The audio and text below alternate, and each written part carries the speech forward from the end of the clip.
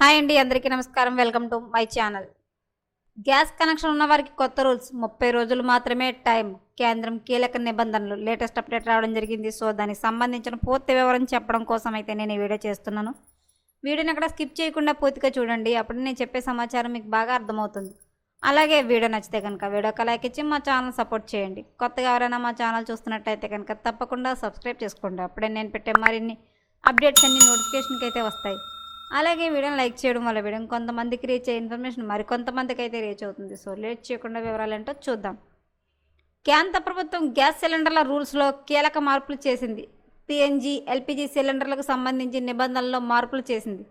మీ ప్రాంతంలో పిఎన్జి పైప్లైన్లు అందుబాటులో ఉంటే ఖచ్చితంగా ఎల్పిజిలోకి మారాలి. పిఎన్జిలోకి మారిన 30 రోజుల్లోగానే ఎల్పిజి కనెక్షన్ సరెండర్ చేయాలి. కేంద్ర ప్రభుత్వం ఒక ఇంటికి ఒక గ్యాస్ కనెక్షన్ అనే నిబంధన తీసుకొచ్చింది. ఒక కుటుంబం ఒకే గ్యాస్ కనెక్షన్లో కలిగి ఉండాలి. ఎల్పిజి లేదా పిఎన్జీలలో ఏదైనా ఒకటి మాత్రమే ఉండాలి. 5 నేచురల్ గ్యాస్ లైన్లు అందుబాటులో ఉన్న ప్రాంతాల ప్రజలకు ఎల్పిజిలోకి మారేందుకు ప్రభుత్వం 90 రోజుల గడువు ఇచ్చింది. డూప్లికేట్ గ్యాస్ కనెక్షన్లు తొలగించడం, సబ్సిడీల దుర్వినియోగాన్ని నివారించడం, ప్రయోజనాలు కేవలం అర్హులైన లబ్ధిదారులకు మాత్రమే చేరేలా చూడడంలో భాగంగా కేంద్రం ఈ నిర్ణయం తీసుకుంది. ద్వంద్వ గ్యాస్ కనెక్షన్ల పద్ధతిని పూర్తిగా తొలగించేందుకు పెట్రోలియం మంత్రిత్వ శాఖ కొత్త రూల్స్ ప్రవేశపెట్టింది. కొత్త నిబంధనల ప్రకారం ఒక వినియోగదారుడు ఒక ఇంట్లో కొత్త పిఎన్జి కనెక్షన్లు ఏర్పాటు చేసుకుంటే 30 రోజుల్లోగా ఎల్పిజి కనెక్షన్కు సరెండర్ చేయాలి.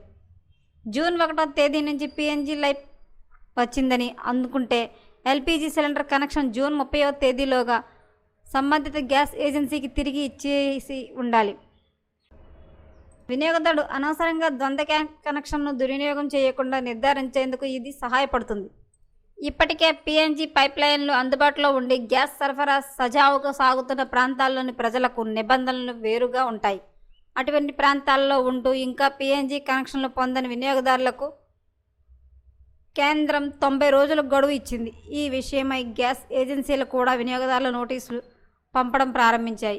ఈ 90 రోజుల నోటీసులు గడువు తర్వాత కూడా వినియోగదారుడు పిఎన్జి నెట్వర్క్కు మారకపోతే ప్రస్తుత ఎల్పిజి కనెక్షన్ను తాత్కాలికంగా నిలిపివేస్తారు. అయితే పిఎన్జి మౌలిక సదుపాయాలు ఇంకా చేరిని గ్రామీణ ప్రాంతాలకు లేదా పట్టణ కాలనీలోని నివసిస్తున్న వినియోగదారులకు ఎల్పిజి సరఫరా పాత నిబంధనల ప్రకారమే కొనసాగుతుంది. ఈ వినియోగదారులపై 30 రోజుల నుండి 90 రోజుల గడువు ప్రభావం చూపదు. పెట్రోల్, పెద్ద నగరాల్లో పిఎన్జి వంటి స్వచ్ఛమైన ఇంధనాల వాడకాన్ని ప్రోత్సహించడం, గ్యాస్ సిలిండర్ల భారమైన రవాణాను తొలగించడంలో భాగంగా కేంద్రం ఈ నిర్ణయం తీసుకుంది.